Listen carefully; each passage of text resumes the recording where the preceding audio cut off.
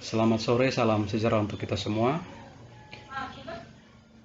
Perkenalkan, nama saya Pascalis Ricardus, NIM 19104170033, jurusan Manajemen, Fakultas Ekonomi, Universitas Pancabakti Pontianak.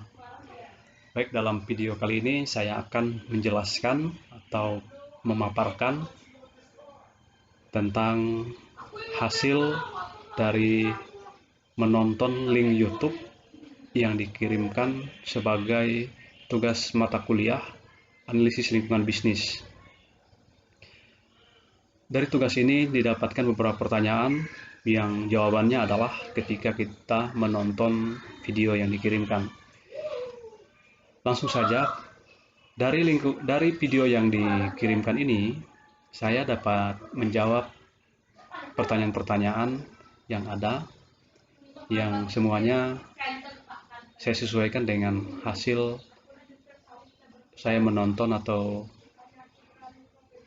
mengikuti link YouTube yang disampaikan dalam tugas ini.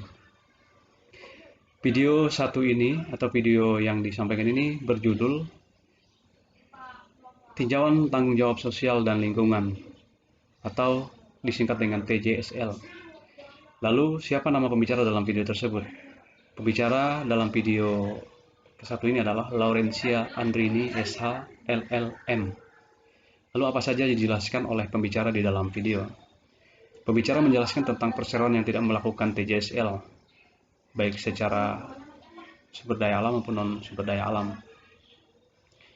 Lalu, apakah di dalam perseroan terbatas mengenal CSR? Jelaskan jawaban Anda dan alasannya. Tentu sangat mengenal CSR, karena berdasarkan pasal 74 ayat 1 UPT, terdapat dua kriteria sektor kegiatan yang mewajibkan perusahaan untuk melaksanakan CSR tersebut, yaitu perseroan yang menjalankan usahanya di bidang sumber daya alam dan perseroan yang menjalankan kegiatan usahanya berkaitan dengan sumber daya alam.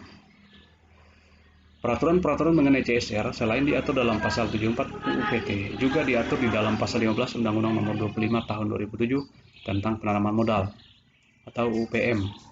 Pada UPM, risiko hukum bagi perseroan yang tidak melaksanakan CSR diatur dalam pasal 34 UPM, yaitu dikenai sanksi administratif berupa peringatan tertulis, 2 pembatasan kegiatan usaha, 3 pembekuan kegiatan usaha dan atau fasilitas penanaman modal, 4 pencabutan kegiatan usaha dan atau fasilitas penanaman modal. Sedangkan dalam UU-PT, ketentuan sanksi bagi perseroan yang tidak melaksanakan kewajiban CSR tidak diatur secara spesifik, melainkan diserahkan dan dikenai sanksi yang sesuai dengan peraturan perundang-undangan yang terkait, yaitu dikenai segala bentuk sanksi yang diatur dalam peraturan perundang-undangan tersebut. Ketentuan lebih lanjut mengenai tanggung jawab sosial dan lingkungan diatur dengan Peraturan Pemerintah Nomor 47 Tahun 2012 tentang tanggung jawab sosial dan lingkungan perseroan terbatas.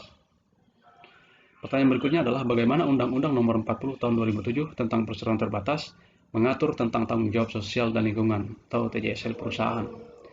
Undang-Undang Nomor 40 Tahun 2007 yang disebut dalam pasal 1 angka 3, yaitu tanggung jawab sosial dan lingkungan adalah komitmen perseroan untuk berperan serta dalam pembangunan ekonomi berkelanjutan guna meningkatkan kualitas kehidupan dan lingkungan yang bermanfaat baik bagi perseroan itu sendiri, komunitas setempat maupun masyarakat pada umumnya. Pertanyaan berikutnya, siapa saja stakeholder perusahaan terbatas? Jelaskan. Stakeholder dalam perusahaan terbatas ini yaitu pihak-pihak baik individu maupun kelompok yang dapat menjadi mempengaruhi usaha perseroan. Yang kedua, pekerja atau serikat pekerja, kreditur, pemerintah, masyarakat secara umum maupun lingkungan. Yang ketiga, lingkungan biasa dimaknai sebagai tanah, air maupun udara. Pertanyaan berikutnya adalah apa yang dapat Anda peroleh dari menonton video di atas? Dari video di atas, saya dapat mengetahui tentang istilah CSR, apa itu CSR, TJSL, dan perseroan, serta stakeholder yang harus dilindungi di dalam dunia kerja.